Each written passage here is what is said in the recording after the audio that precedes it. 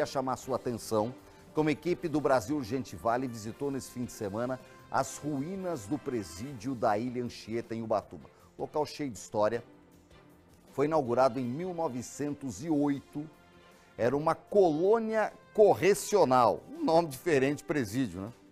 Anos depois, a cadeia abrigou diversos presos políticos, principalmente durante a ditadura Getúlio Vargas, e até japoneses da Segunda Guerra Mundial tiveram na Ilha Anchieta.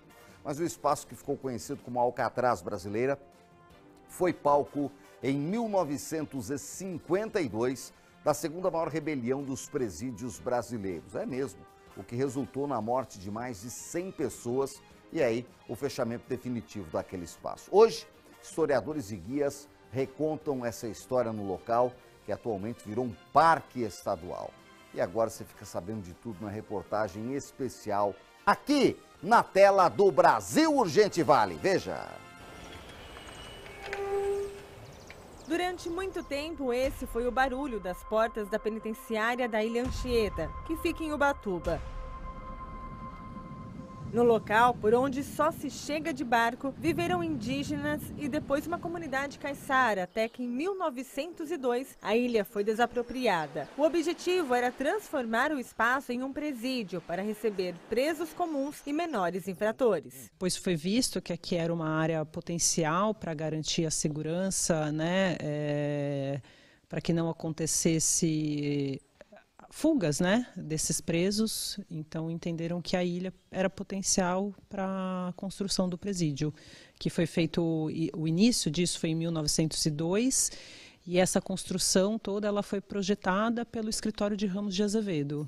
A colônia correcional da Ilha dos Porcos, como foi inicialmente chamada, foi desativada em 1914. Anos depois, em 1926, chegaram 2.000 imigrantes búlgaros e gagaúzos, povos do sudeste e leste da Europa, que ficaram abandonados à própria sorte na ilha. Meses depois da chegada, mais de 150 imigrantes morreram intoxicados por mandioca brava. 4 anos depois, já na era Vargas, o presídio foi reativado, mas com outro objetivo. A primeira parte do presídio era conhecido como colônia correcional e depois em 1930 passou a ser presídio político. O local foi transformado em presídio de segurança máxima e ainda recebeu os imigrantes japoneses acusados de terem cometido crimes após o fim da Segunda Guerra Mundial. Depois, o presídio voltou a receber presos comuns. O local tinha 8 pavilhões, além de cozinha e lavanderia. Ô Priscila, esse lugar que a gente está aqui é uma cela isolada? Me conta o que é ela. Esse é exatamente o nome dela, chama-se isolada. E os presos eram colocados aqui para garantir a proteção deles quando eles estavam em perigo junto aos demais presos. Muitas vezes por terem contado algo que não deveria, né, para os militares, então eles eram colocados aqui para garantir a segurança deles. E são várias, né? Exato. Várias, para ter justamente esse cuidado com isso, os presos, essa proteção. Até que em 1952, os presos decidiram se rebelar. Seu Célio tinha 7 anos na época e hoje, mesmo com 80 anos, ele ainda lembra de algumas histórias. Foram saindo, saía 20 presos para cortar lenha, saía 30, saía 40, aí foi aumentando. Até que chegou no dia de acontecer a rebelião, saíram 120 presos e 2 polícias. Foi amarrar, a bota deu o fuzil, o cara bateu com o fuzil na cabeça do soldado e ele desmaiou. Pensaram que ele estava morto e pegaram aquele fuzil. E o outro soldado estava longe. E veio chegando e falou, vagabundagem, né? Vão trabalhar ou não vão? Já levou um tiro no meio da cabeça e já tombou lá mesmo. Com 3 fuzis eles invadiram o quartel. Estouraram a reserva de arma, mataram o armeiro, que era o seu Otávio dos Santos, mataram o armeiro, mataram o Paduan, Antônio Paduan, mataram o Laurindo, mataram o Carmo e estouraram, pegaram o armamento tudo e tomaram conta da ilha. Nicolino, os presos que eram castigados eram trazidos aqui para esta cela, a solitária. Tem até marca que eles deixaram na parede. E olha, nesse mesmo pavilhão ainda há outras celas de solitária.